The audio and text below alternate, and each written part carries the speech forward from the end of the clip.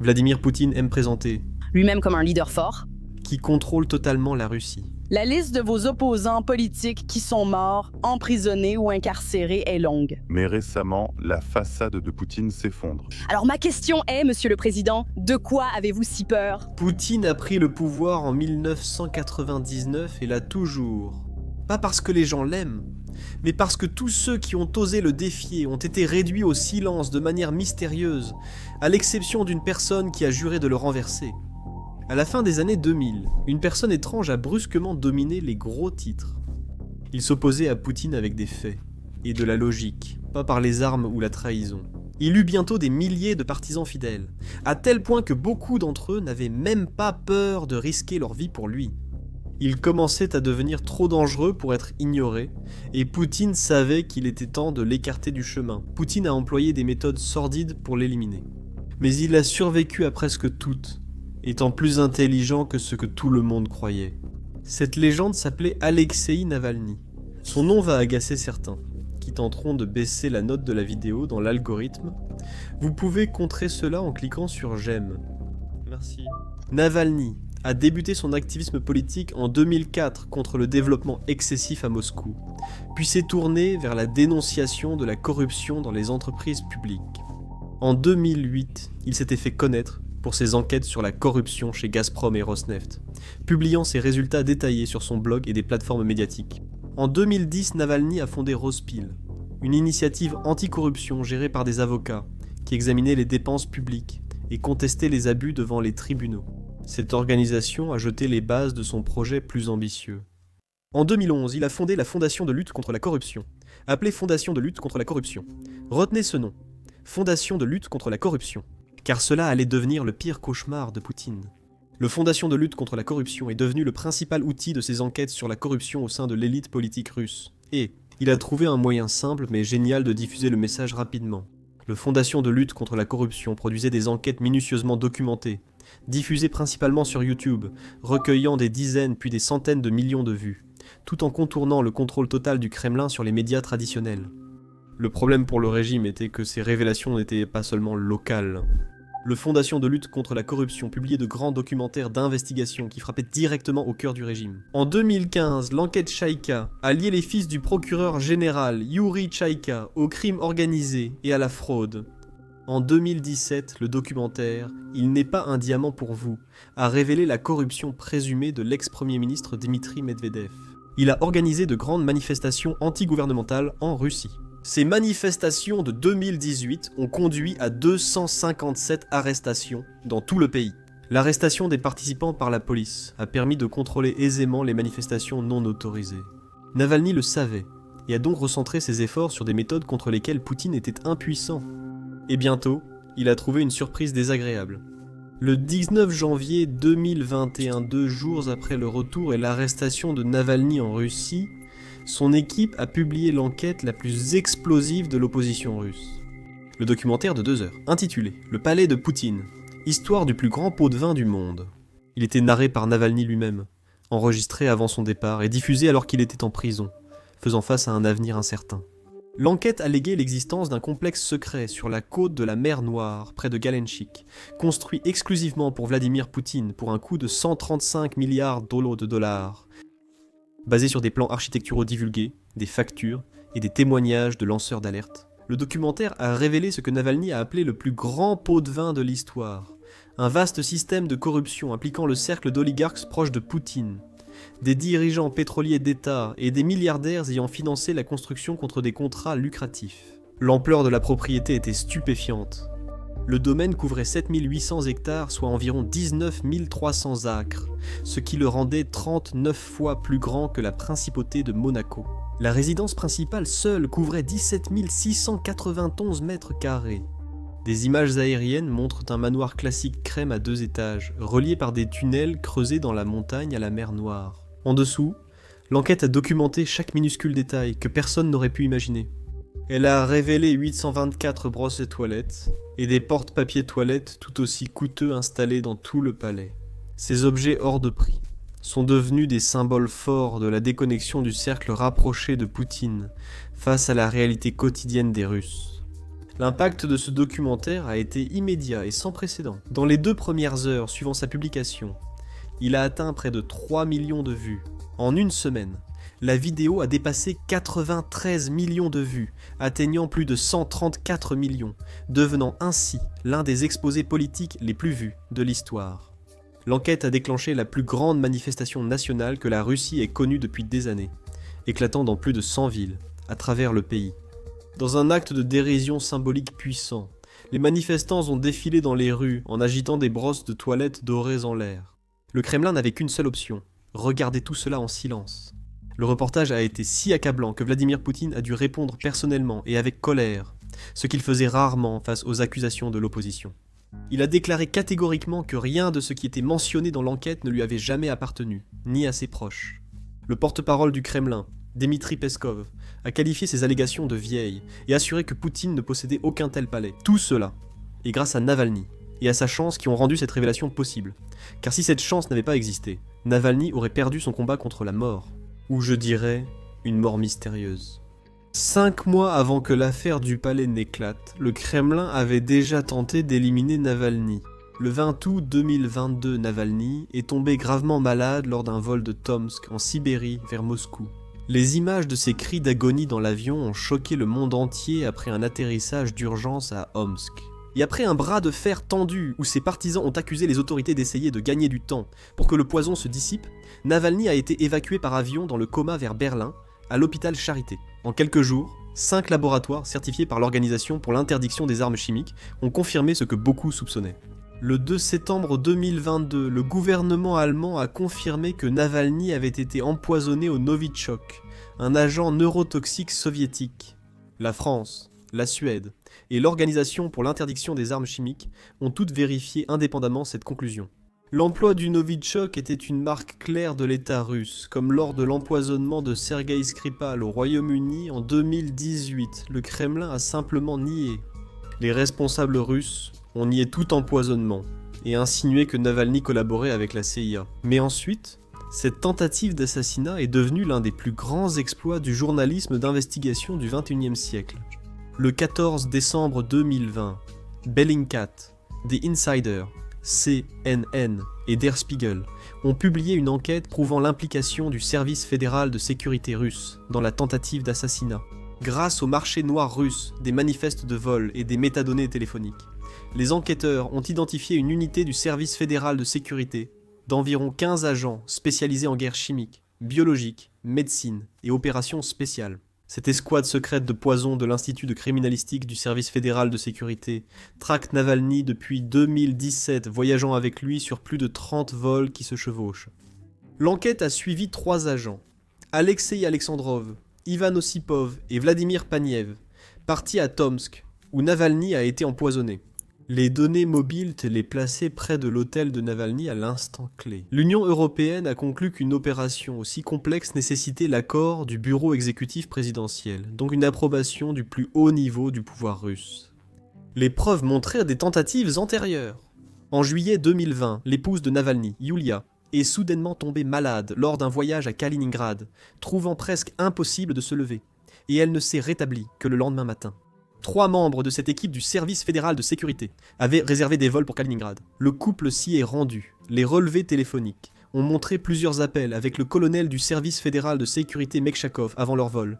Et le service fédéral de sécurité utilisait parfois des méthodes étranges contre Navalny. L'un concernait le sous-vêtement. Navalny devançait souvent le service fédéral de sécurité, et les preuves les plus accablantes venaient de lui-même. Le 21 décembre 2020, lors d'une opération secrète en Allemagne, Navalny a appelé un agent du service fédéral de sécurité nommé Konstantin Kuduraevstev. Navalny, en cachant son numéro et se faisant passer pour l'assistant du chef du conseil de sécurité, a sollicité des informations pour un rapport sur l'opération ratée. La conversation de 49 minutes enregistrée devant des journalistes de Bellingcat contenait des aveux choquants. Quand Navalny a demandé quels vêtements étaient mis en avant et lequel était le plus risqué, Kuduraevstev a simplement répondu « le sous-vêtement », en précisant que l'agent neurotoxique avait été appliqué à l'intérieur, au niveau de l'entrejambe. À l'hôtel de Navalny à Tomsk, Kuduraevstev a dit que son unité ne pensait pas que le pilote atterrirait en urgence à Omsk. Il a attribué la survie de Navalny à 2 facteurs qui échappaient à leur contrôle. Les pilotes ont détourné le vol pour un atterrissage d'urgence, et les médecins sibériens ont administré un antidote. Il a vite admis que l'unité était allée à Omsk récupérer les vêtements de Navalny. Ainsi, il pouvait être traité pour éliminer les traces de Novatchek, avant que des experts indépendants ne puissent les analyser. Le service fédéral de sécurité a ensuite qualifié l'enregistrement de provocation et de faux, déclarant qu'il aurait été impossible sans l'appui de services spéciaux étrangers. Mais Bellingcat avait invité des représentants à l'appel, ajoutant des témoins directs aux enregistrements diffusés. L'échec de l'assassinat a prouvé que la Russie avait des armes mortelles, et que s'opposer au Kremlin était dangereux. Mais, chose remarquable, Navalny a choisi de revenir, sachant que l'État russe avait tenté de le tuer, sachant que les agents du service fédéral de sécurité l'avaient brisé pendant des années, et sachant que sa survie relevait du hasard plutôt que d'une quelconque protection. Le 17 janvier 2021, il a embarqué dans un avion pour retourner en Russie. Il a été arrêté à l'aéroport Sheremetyevo de Moscou pour avoir enfreint les conditions de sa libération conditionnelle, après une condamnation pour fraude en 2014. Il a toujours affirmé que cette affaire était politique, et la Cour européenne des droits de l'homme a jugé qu'elle violait le droit à un procès équitable. Il a ensuite été détruit systématiquement par la justice russe, passant de tribunal en tribunal et de colonie en colonie. Son équipe juridique a été arrêtée, et sa peine sans cesse prolongée pour des accusations toujours plus absurdes. Il a été condamné à 19 ans de prison pour extrémisme et terrorisme, accusations largement dénoncées à l'international comme une vengeance contre ses activités politiques. Il a passé au total entre 283 et 300 jours à l'isolement, répartis sur 27 périodes distinctes, des instruments de dégradation psychologique, conçus pour le briser. En décembre 2023, ses avocats ont perdu contact avec lui pendant près de 3 semaines. Il avait disparu du système pénitentiaire pour réapparaître seulement à FKUIK3, appelée colonie pénitentiaire du loup polaire à Karp. Elle se trouve dans la région de Yamal-Nenets, à 1200 miles de Moscou et 40 miles au nord du cercle arctique. Le 26 décembre 2023, après son transfert, Navalny a pu publier sur les réseaux sociaux « Je suis votre nouveau Père Noël. Je vis maintenant dans le cercle arctique. » Cela peut sembler drôle, sauf que la nouvelle la plus choquante est arrivée seulement 2 mois plus tard. Le 16 février 2024, le service pénitentiaire russe a annoncé que Navalny, âgé de 47 ans, était décédé. Selon les autorités pénitentiaires, la version officielle était qu'il s'était senti mal après une promenade et avait presque immédiatement perdu connaissance. Il a fait une courte promenade, s'est senti mal et s'est effondré sans reprendre connaissance. L'État a déclaré que sa mort résultait de causes naturelles, ou d'un syndrome de mort subite lié à une arythmie cardiaque. Les gens doutaient de cette histoire, et les circonstances de sa mort ont aussitôt suscité de vives questions. La veille de sa mort annoncée, le 15 février 2024, Navalny est apparu en vidéoconférence au tribunal, plaisantant et semblant en forme. Un détenu de loup polaire a observé une activité inhabituelle le 15 février. Une inspection surprise, les prisonniers confinés et des fouilles menées. Le matin du 16 février, le détenu a rapporté que les prisonniers avaient été informés de la mort de Navalny à 10h. Avant le communiqué officiel à 16h19 soit 14h19 à Moscou. Le groupe Goulagouné rapporte qu'un document officiel signale l'inactivité de plusieurs caméras de la colonie pénitentiaire le 16 février. Cela a été interprété comme étant le résultat de l'arrivée d'agents du service fédéral de sécurité le 14 février qui auraient désactivé les équipements de surveillance audio et vidéo. Goulagouné a documenté des ecchymoses sur le corps de Navalny, que les médecins légistes auraient reçu l'ordre d'attribuer à des blessures post-mortem. Sa veuve, Yulia Navalnaya, a immédiatement accusé Vladimir Poutine d'avoir assassiné son mari. Le 17 septembre 2024, elle a fait une annonce spectaculaire. Selon sa déclaration vidéo, des partisans avaient réussi à obtenir et à faire sortir de Russie des échantillons biologiques de son défunt mari. Des laboratoires indépendants de 2 pays ont analysé ces échantillons, et sont arrivés à la même conclusion, selon elle. Alexei a été tué, empoisonné, a-t-elle allégué. Les laboratoires ont refusé de publier les résultats pour des raisons politiques non précisées. L'équipe de Navalnaya a déclaré qu'elle avait recueilli des témoignages de 5 membres du personnel de la colonie Karp. Ces témoignages contredisaient la version officielle, décrivant Navalny, se plaignant de douleurs brûlantes à la poitrine et à l'abdomen, souffrant d'une toux sévère, gémissant de douleur et ayant des convulsions. Peu avant sa mort, des photos inédites supposées prises dans sa cellule montraient du vomi et du sang au sol. L'État russe n'a pas expliqué de façon crédible pourquoi un opposant de 47 ans, actif et en bonne santé, mourrait soudainement. La communauté internationale était incrédule, mais en Russie, le message était clair. Défier la forteresse, dénoncer sa corruption, Refusez l'intimidation, et le régime trouvera comment vous éliminer. Peu importe le temps ou l'évidence de l'assassinat, la mort de Navalny n'a pas apaisé la paranoïa du Kremlin. Elle a libéré quelque chose de plus effrayant. Une campagne nationale de vengeance visant tous ceux qui ont osé se souvenir de lui ou qui ont un jour soutenu son travail. Le 16 février 2024, à l'annonce de la mort de Navalny, un mouvement spontané a traversé la Russie, insupportable pour le Kremlin. Des milliers de citoyens, dans de nombreuses villes, déposent des fleurs sur des monuments aux victimes de la répression politique, comme la pierre de Solovki à Moscou. Ce n'étaient pas des manifestations organisées, mais des hommages silencieux de citoyens à un homme ayant révélé la corruption de leur pays. Selon Ovdinfo, groupe indépendant de surveillance des droits de l'homme, la réponse de l'État a été immédiate et brutale. Plus de 400 personnes ont été arrêtées dans au moins 36 villes en 3 jours après sa mort, la plus grande vague d'arrestations politiques depuis les manifestations de septembre 2022 contre la mobilisation militaire. Ce n'était pas du maintien de l'ordre, mais une punition. Les tribunaux ont jugé toute la nuit ceux venus rendre hommage. À Saint-Pétersbourg, au moins 154 personnes ont écopé de peines de prison administrative, pouvant aller jusqu'à 14 jours pour avoir déposé des fleurs. Des cas ont illustré cette brutalité. À Sergou, un homme aurait été torturé et menacé avec une arme dans un commissariat pour avoir déposé des fleurs. Un prêtre a eu un accident vasculaire cérébral après avoir été arrêté par la police lors d'un service commémoratif. Un militant des droits de l'homme a été condamné à 10 jours de détention administrative pour avoir tenté d'honorer la mémoire de Navalny. Les autorités ont vu ces commémorations silencieuses comme des menaces à l'ordre public. Cette terreur est devenue constante. Le 16 février 2025, pour le premier anniversaire de la mort de Navalny, la police russe a arrêté au moins 42 personnes lors de commémorations, démontrant que, même un an plus tard, le Kremlin poursuivait sa campagne implacable contre toute expression publique de sympathie. Mais la répression contre les personnes en deuil n'était que la partie visible d'une réalité bien plus sinistre qui se déroulait en profondeur. Le régime a lancé une chasse à l'homme nationale contre toute personne ayant soutenu financièrement la fondation anticorruption de Navalny. Et ils utilisaient la technologie de surveillance du XXIe siècle, combinée à la punition collective de style soviétique, pour terroriser toute une génération. En juin 2021, le tribunal municipal de Moscou a déclaré la fondation anticorruption organisation extrémiste. Décision effective, le 4 août. Le 5 août, l'équipe de Navalny a lancé une nouvelle collecte de dons via un système de paiement américain, Stripe, pensant que la plateforme serait sécurisée et que Stripe ne coopérerait pas avec les services de sécurité russes. Mais dès le premier jour de la campagne, une partie de l'adresse du site web de la fondation est apparue sur les relevés bancaires de certains donateurs, exposant immédiatement une vulnérabilité critique. En analysant les premiers relevés bancaires, les services de sécurité ont trouvé d'autres marqueurs de transactions communs et un identifiant marchand unique utilisé par Stripe pour acheminer les paiements.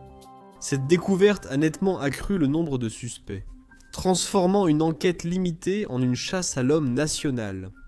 En octobre 2025, le média d'investigation Mediazona a recensé au moins 114 affaires pénales pour financement de l'extrémisme, d'après les dons antérieurs à la fondation.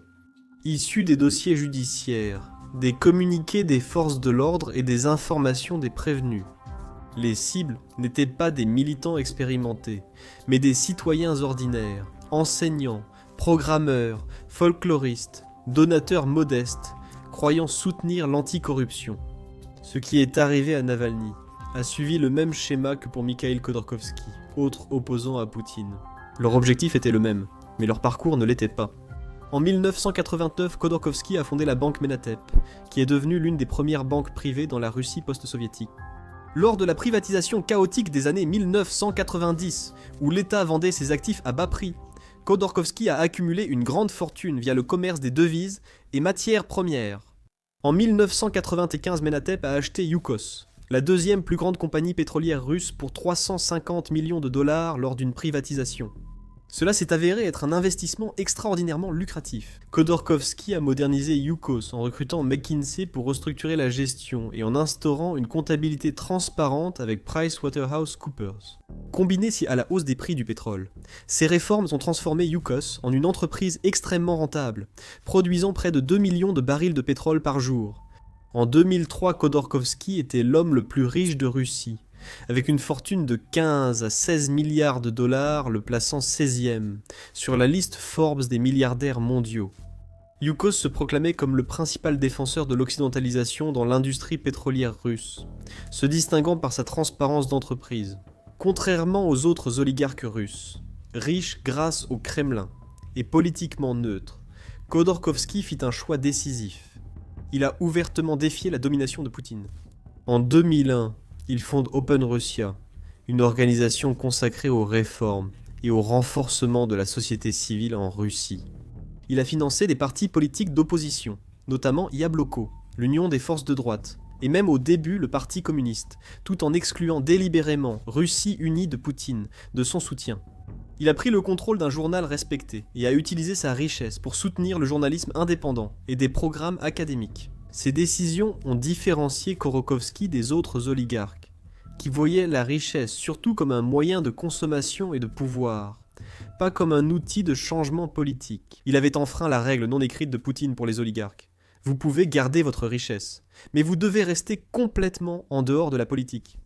Le Kremlin voyait ces actions comme une menace directe, une puissance indépendante utilisant d'importantes ressources pour défier le monopole politique du régime. Le 2 juillet 2003, l'associé de Khodorkovsky a été arrêté dans un hôpital de Moscou, accusé de fraude et d'évasion fiscale. De nombreux observateurs ont interprété cette arrestation comme un avertissement clair à Khodorkovsky, pour qu'il quitte le pays avant de faire face à des accusations similaires. Mais Khodorkovsky a refusé en déclarant « Je ne deviendrai pas un exilé politique ». Le 25 octobre 2003, des commandos russes ont pris d'assaut un avion affrété par Yukos à l'aéroport de Novosibirsk en Sibérie, marquant l'ère Poutine. Arrêtant Khodorkovsky sous la menace d'une arme, il était officiellement arrêté, pour comparaître en tant que témoin dans des enquêtes en cours à Moscou. Quelques heures après sa remise aux autorités, il a été inculpé de fraude, d'évasion fiscale et d'autres crimes économiques. Le moment s'est avéré politiquement significatif, précédant les élections parlementaires de décembre 2003 en Russie et l'élection présidentielle de mars 2004, éliminant ainsi Khodorkovsky de toute participation politique active. Le procès de 2004-2005 a accusé Khodorkovsky de fraude liée à l'acquisition illégale d'une part d'apatite en 1994. Malgré de nombreuses violations de procédure, Khodorkovsky a été condamné en 2005 à 9 ans de prison réduite à 8, qu'il purgeait dans une colonie pénitentiaire sibérienne. Le gouvernement a intensifié son assaut contre Yukos lui-même. L'État a affirmé que Yukos devait 28 milliards de dollars d'arriérés d'impôts et a entrepris de saisir ses actifs. L'unité principale de production a été vendue lors d'une vente forcée et opaque, pour seulement 94 milliards de dollars, bien en dessous de sa valeur réelle. À une société écran russe douteuse, le groupe fictif a rapidement été absorbé par le géant public Rosneft. Yukos a finalement été contraint à la faillite en 2006, mais le Kremlin n'en avait pas fini. En décembre 2010, alors que Khodorkovsky était toujours emprisonné après sa première condamnation, l'État l'a jugé une seconde fois aux côtés de son associé en affaires. Ils ont été accusés d'avoir volé 350 millions de tonnes de pétrole, soit presque toute la production de Yukos sous leur gestion. Pendant plus de 6 ans, Khodorkovsky a de nouveau été condamné, et sa peine a été prolongée, purgeant finalement un total de 10 ans de prison. Lorsqu'on l'a interrogé sur la sévérité de la peine, Poutine est passé à la télévision en direct et a déclaré qu'un voleur devait être en prison, comparant Khodorkovsky à l'escroc américain condamné Bernard Madoff. Le message adressé à l'élite russe était sans équivoque. Personne, aussi riche ou puissant soit-il, n'était indépendant de Poutine. En décembre 2013, après 10 ans de prison, Poutine a soudain gracié Khodorkovsky, invoquant la maladie de sa mère. Le moment choisi, quelques mois seulement avant les Jeux Olympiques d'hiver de Sotchi, laissait penser à un geste de relations publiques pour apaiser les publics occidentaux. D'après les témoignages, Khodorkovsky a reçu une parka et un passeport, puis a été immédiatement envoyé en Allemagne par avion. Exilé de Russie, les tribunaux internationaux ont confirmé ces accusations de persécution. La Cour européenne des droits de l'homme a statué que les autorités russes avaient violé ces droits humains à plusieurs égards. Plus significativement, d'anciens actionnaires de Yukos ont remporté une indemnisation de 50 milliards de dollars lors d'un arbitrage à La Haye. Le tribunal a conclu que la Russie avait systématiquement violé le traité sur la charte de l'énergie et manipulé son système juridique pour détruire Yukos. La Russie n'a jamais payé cette indemnisation.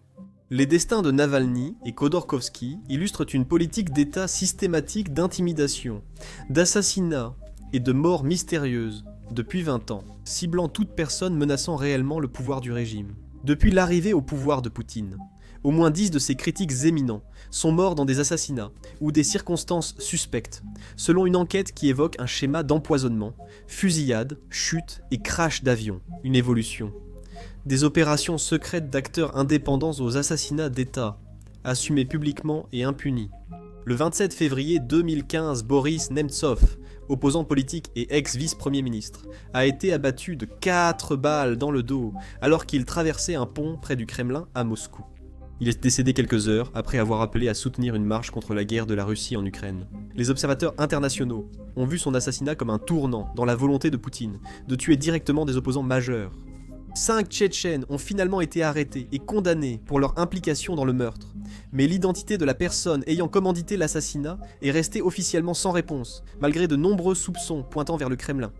Puis, en 2022, une enquête conjointe menée par Bellingcat, The Insider et BBC Investigation a révélé la vérité. En utilisant les mêmes méthodes qui ont permis de démasquer les empoisonneurs de Navalny, ils ont découvert qu'un agent du service fédéral de sécurité, appartenant à l'escouade secrète d'assassinat de l'Institut de criminalistique du service fédéral de sécurité, la même unité plus tard impliquée dans l'empoisonnement de Navalny. Vladimir Karamurza et Dmitri Baïkov avaient suivi Nemtsov à travers la Russie pendant des mois. Les données de voyage ont placé cette équipe de surveillance à proximité de Nemtsov, lors d'au moins 13 déplacements distincts avant que la fusillade n'ait lieu. Anna Politkovskaya représentait un autre cas glaçant. La journaliste d'investigation de 48 ans du journal indépendant Novaya Gazeta a couvert durant 7 ans la seconde guerre de Tchétchénie et s'est fait connaître en documentant les violations des droits humains par les forces russes. Ces reportages ont à plusieurs reprises attiré la colère des autorités russes et elle a fait face à des menaces de détention, à l'exil forcé et à un empoisonnement. Au cours de sa carrière, elle avait intitulé son livre « La Russie de Poutine », marquant ainsi sa position de manière on ne peut plus claire. En septembre 2004, lors d'un vol pour couvrir la prise d'otage de Beslan, elle a perdu connaissance après avoir bu du thé, hospitalisée pour un possible empoisonnement. Bien que la toxine n'ait jamais été identifiée de manière définitive, car le personnel médical avait reçu l'ordre de détruire ses analyses de sang.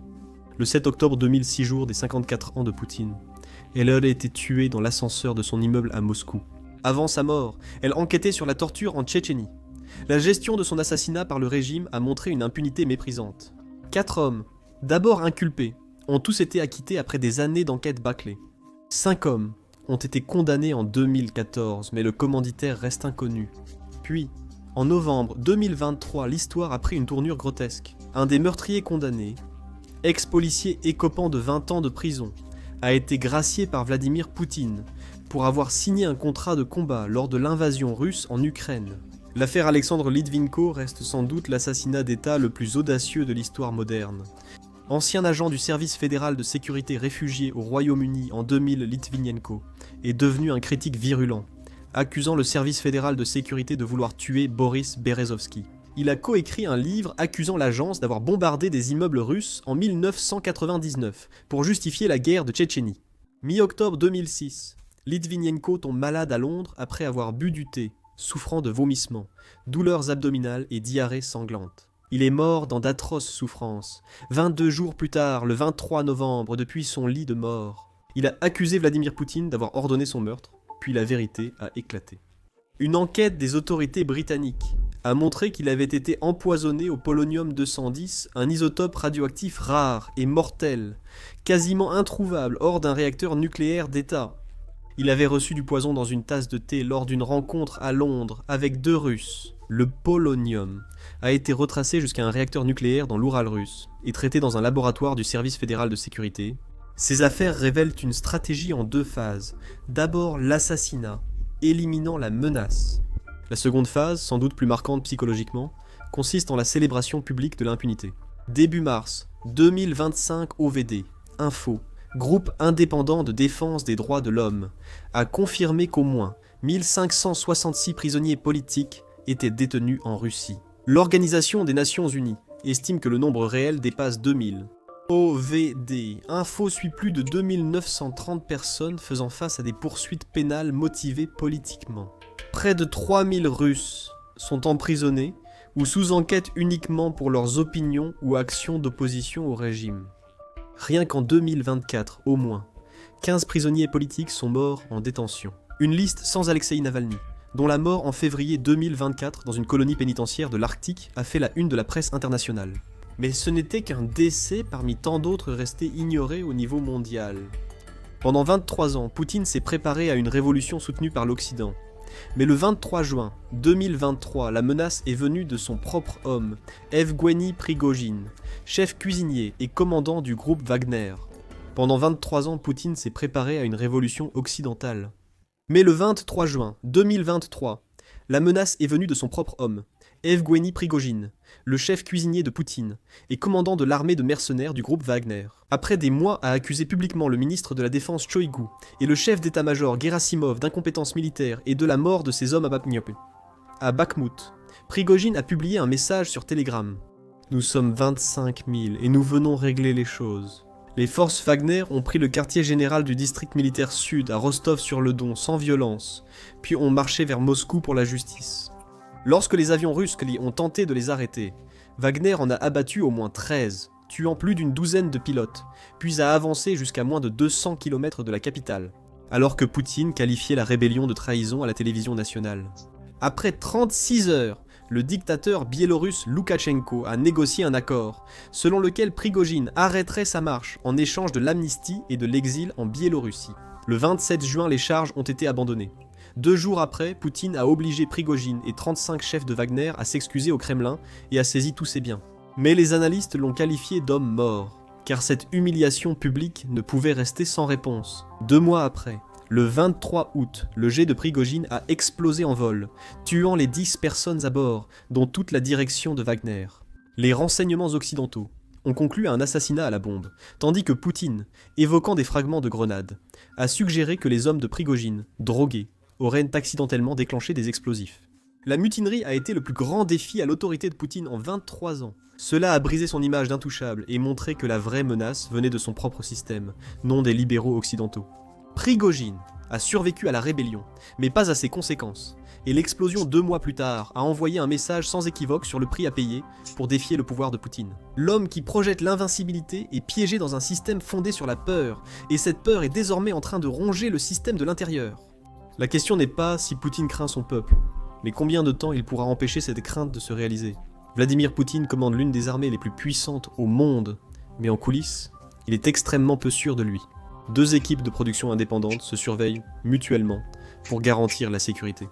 En fait, il y a des personnes qui goûtent sa nourriture avant qu'ils ne la mangent. Cela est dû à la peur d'être empoisonné. L'homme, obsédé par le contrôle total, vit dans la peur permanente d'être assassiné, sa terreur dépassant celle des ennemis étrangers. Sa plus grande peur, ce sont ses propres gens. La Russie est perçue comme une superpuissance agressive et confiante, mais au Kremlin, l'État fonctionne dans une forte paranoïa.